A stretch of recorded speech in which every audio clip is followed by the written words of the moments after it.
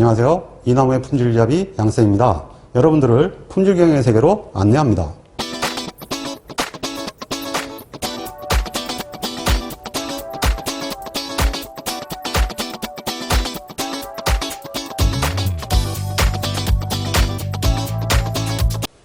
제6강은 고장률 곡선과 신뢰성 시험에 관한 사항입니다.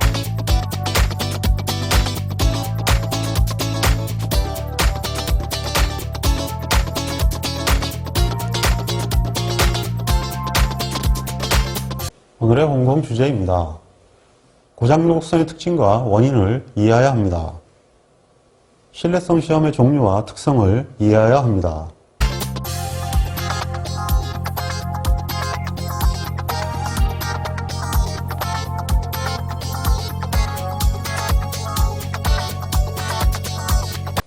제6강의 첫 번째 주제는 고장률 곡선의 특징과 원인에 관한 사항입니다.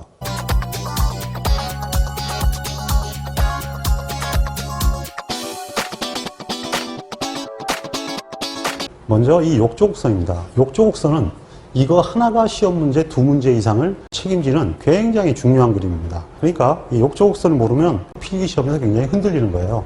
자, 왜 욕조곡선이라고 하냐면 욕조처럼 생겼다고 욕조곡선이라고 합니다. 기본적으로 생김새가 욕조 비슷하죠. 예. 자, 거기서 보면은 이게 반드시 먼저 따지는 게 고장률 곡선이에요. 람다 T. 람다 T가 DFR로 시작해서 즉 디크라이징, 감소한다는 얘기죠. 그 다음에 쭉 일정해요. 콘스탄트.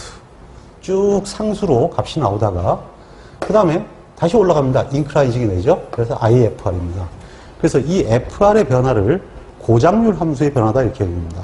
그러니까 고장률 함수는 형상모수에 따라서 형상모수가 1보다 작으면 디크라이징, 페일리어 레이트 이렇게 되고요. 그 다음에 형상모수가 1이면 컨스탄트 페일리어 레이트 이렇게 되고요.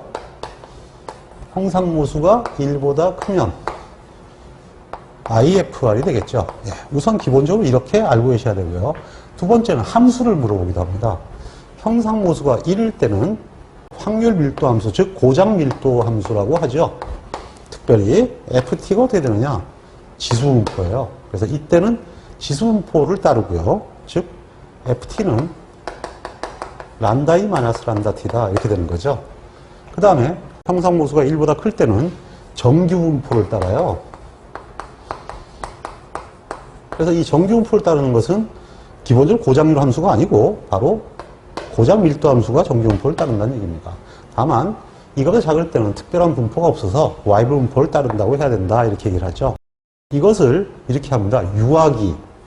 유아기를 초기 고장기 이렇게 얘기하고요. 여기를 이제 보통 청명기라고 그러는데 랜덤으로 나온다 그래서 우발 고장기라고 합니다. 그리고 이 경우는 어떻게 되겠어요? 예, 이제 노인층이죠.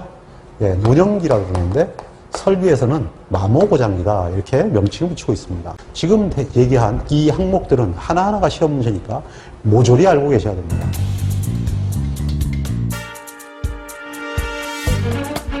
자, 그러면 각 고장률의 차이에 따른 특징을 보도록 하겠습니다. 먼저 DFR은 초기 고장기라고 그랬죠. 예, 설비에 설침이 쉬운 전기관입니다. 그래서 고장률은 지속적으로 감소를 한다 이렇게 되어 있죠. 그 다음에 CFR은 일정하다 그랬죠. 이건 왜 때문에 그러냐면은 결국은 그 안전계수 때문에 그런 상황이 발생하게 되는데 기본적으로 이제 안전계수가 우수할수록 낮게 유지가 되고 안전계수 나쁘면 높게 나타납니다. 그러니까 CFR은 낮을수록 사실은 좋은 거니까 고장률이니까 기본적으로 안전계수가 잘 설계되면 낮게 될 수가 있다 이렇게 돼 있죠. 이때 고장은 우연변동만 일어납니다. 그래서 우연변동으로 구성되어 있기 때문에 특별하게 대책을 잡기가 어렵다 하는 거죠. 우연변동은 랜덤하게 나오는 거 아니겠습니까? 그래서 일단 여기는 사후 버전이 이상적이다 이렇게 돼 있어요. 즉 특정한 고장의 특징을 보이지 않는다. 즉 안정기다 이런 얘기입니다. 그 다음에 IFR은 노화기입니다. 노화기니까 기본적으로 설비의 고장이 잦아지기 시작하죠. 그러니까 무엇보다도 점검이 필요한 그러한 시기가 도래하게 된 거죠. 자, 그러면 초기 고장기부터 고장의 원인을 한번 들여다볼까요? 초기 고장기의 고장의 원인은 뭐냐 하면은 부적절한 설치나 자재, 그러니까 자재를 잘못 사용하거나 설치를 잘못하거나 설계를 잘못한 경우도 있겠죠. 뭐 어쨌든 간에 준비 단계가 좀 미흡했다 하는 것과 불충분한 품질관인데요. 특히 디버깅이라고 나와 있습니다. 디버깅은 뭐예요? 예, 자꾸 문제가 되는 걸 하나하나 미리 계속 시행착오로 고쳐가는 과정이죠. 즉 이러한 고치는 과정을 적게 하면 이런 문제가 생긴다 이렇게 얘기를 하는 거죠. 그래서 고장의 원인 중에서 디버깅이라는 문제가 나오고요. 불충분한 품질관리란 말이 좀 헷갈릴 겁니다. 그래서 이 단어에 좀 주목을 해주시기 바랍니다. 어려운 단어니까요. 자, 그러면 이 초기 고장기를 줄인다는 얘기는 뭐냐 하면은 이거를 가파르게 내리는 거예요. 빨리 초기 고장기를 떨어뜨리는 거죠. 이렇게 하기 위한 대책이 뭐냐 하면은 설계를 잘해야 돼. MP 설계죠. 설계를 잘해야 돼. 그리고 디버깅, 시행착오지만 계속 수정을 해야 돼. 뭐 이런 얘기고요. 그 다음에 버닝, 이건 뭐냐면요. 자재를 모조리 한번 돌려봐서 양품만 써야 돼. 이런 얘기입니다. 우리가 흔히 에이징이라고 그러는데요. 그러니까 기본적으로 뭐냐면 생산한 것들을 체크해봐가지고 쓸만한 것만 판다 그러죠. 근데 이건 설비를 만드는 입장이니까 반대 입장이에요. 부품을 사고 와서 한번 미리 에이징을 시켜보는 거예요. 그래서 괜찮은 것만 제조에 사용하겠다. 거꾸로 역으로 이런 얘기죠. 그래서 디버깅과 버닝이 고장 대책이다. 전부 다 하나같이 영어죠. MP, 디버깅, 버닝. 이번에는 우발 고장기예요. 이게 높게 형성되면 안 된다 이거죠. 낮게 형성돼야 된다는 얘기죠. 그럼 이게 낮게 형성되지 않고 높게 형성되는 이유가 뭐냐? 먼저 얘기한 대로 안전계수가 잘못되면 높게 형성이 돼요. 그 다음에 일단은 생각보다 부하가 높은 거예요. 부하가 높으면은 생각보다 더 많이 얻어맞으니까 빨리 가겠죠. 뭐 술에 장사 없고 매에 장사 없다 그러지 않습니까? 그 다음에 이 앞 단계에서 디버깅을 했는데 디버깅 상태를 못 본 거예요. 발견하지 못하고 이게 생산으로 넘어왔어요. 그러면 결국은 병이 있는 채로 넘어왔으니까 결국은 빨리 골병이 되겠죠. 자, 이거에 대한 대책은 뭐냐? 대책은 안전계수를 잘 하는 거예요. 그리고 스트레스에 대한 대응을 미리 좀 높여놓는 거죠. 그래서 이제 설계를 잘 해야 된다, 결국은. 뭐 이런 얘기가 되고요. 그 다음에 이제 또 다른 대책은 아까 얘기한 대로 고장이 이게 랜덤으로 나와요. 랜덤으로 고장이 나니까 특별히 예방보전한다고 되는 건 아니죠. 그래서 사후보전이라는 얘기가 나와 있는 거예요. 그러니까 오해들을 하세요. 그러면 설비 안전기에는 메인터넌스 할 필요가 없네. 그래서 이건 그 뜻이 아니고요. 특별하게 예방보전이나 이런 걸 한다 그래가지고 그 자체를 더 줄이거나 할 수 있는 건 아니다라는 뜻이에요. 그래서 부품이 프로세스 다운에 영향을 안 준다면 당연히 사후보전이 제일 효과적이다 이런 얘기가 되는 겁니다.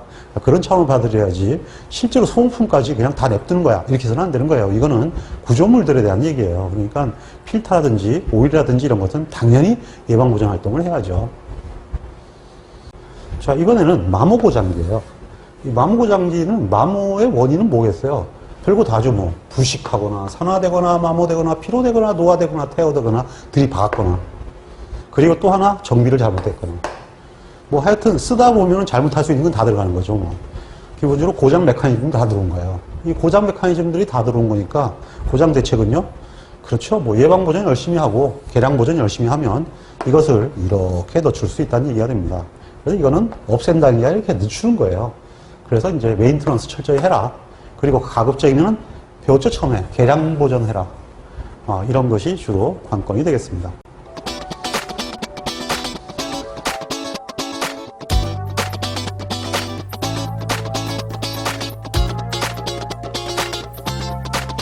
이번에는 여러 가지 신뢰성 시험의 개요와 특징에 관해서 학습합니다.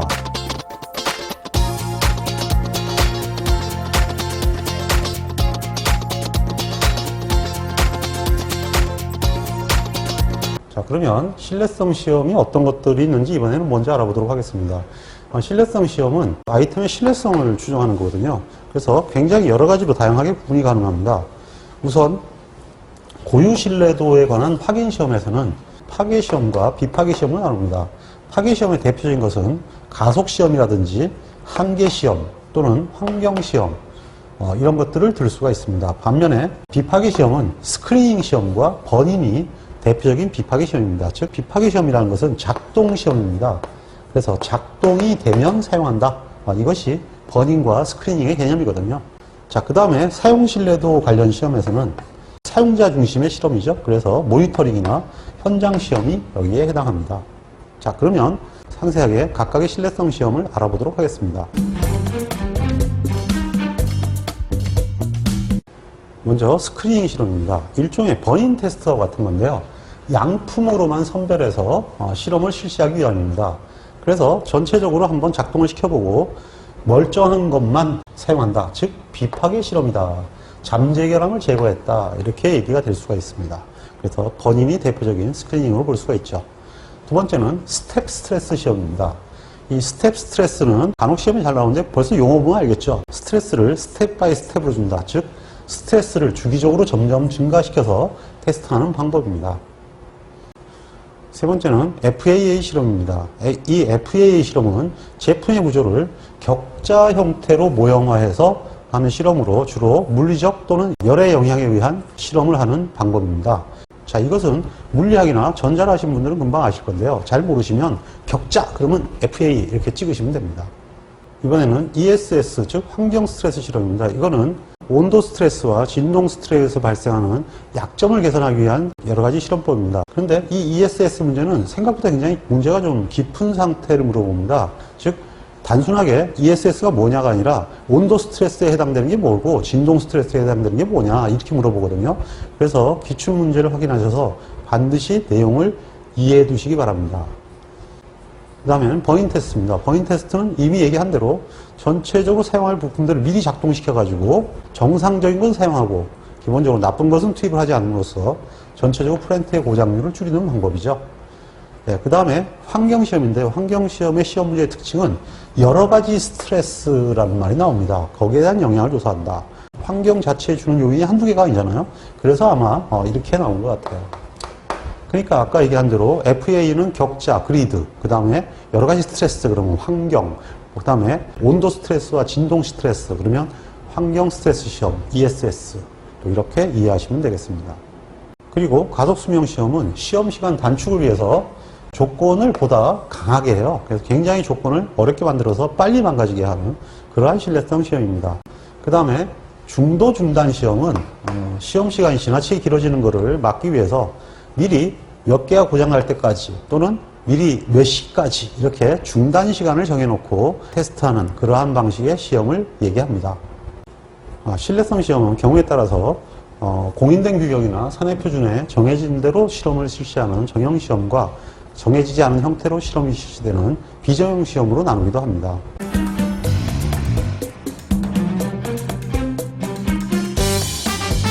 이번에는 개발 생산 단계에서 사용되는 신뢰성 용어입니다. 용어가 좀 생소할 수도 있는데 신뢰성 성장 시험이라고 있습니다. RGT라고 하는데요. 이 신뢰성 성장 시험은 개발 단계에서 기본적으로 설비의 신뢰성을 향상시키기 위해서 하는 그러한 형태의 실험을 얘기합니다. 그러니까 처음에 이제 신뢰성을 올리기 위해서 여러 가지 고쳐가면서 테스트를 계속하는 과정 자체가 신뢰성 성장 시험이 된다 이렇게 됩니다. 두 번째는 RQT, 즉 신뢰성 인증 시험이 있습니다. 이 신뢰성 인증 시험은 인허가를 목적으로 하는 실험입니다. 그러니까 당연히 규정된 정형화된 조건에서 요구사항에 대해서 기본적으로 체크하는 시험이 되겠죠. 즉 인증을 목적으로 한다 그런 거죠. 그 다음에 세 번째는 생산 신뢰성 수락 시험이라고 있습니다. 이 생산 신뢰성 수락 시험은 PRAT라고 하는데 이거는 뭐냐 하면은 생산된 제품에 대해서 실사용 조건에 평가해서 실제로 이것이 규정된 신뢰성을 만족하는지, 즉 팔아도 문제가 없는지 그것을 확인하는 실험이 되겠습니다. 그러니까 신뢰성 시험은 크게 신뢰성을 향상시키는 초기 단계의 RGT, 그리고 신뢰성 인증을 받기 위한 RQT, 그리고 마지막으로 제품을 출하하기 전에 신뢰성 요구 조건을 만족하는지를 체크하는 PRAT 시험으로 나눠지게 됩니다.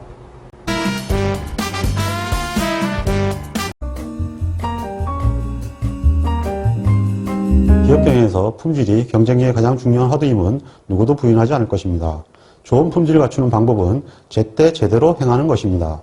모든 일을 제때 제대로 행하기 위해서는 올바른 표준을 갖추고 그를 지키는 것이 가장 중요합니다.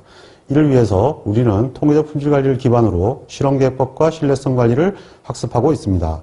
모쪼록 열심히 학습하여서 훌륭한 품질 엔지니어가 되시기를 기원합니다. 홍보 화이팅!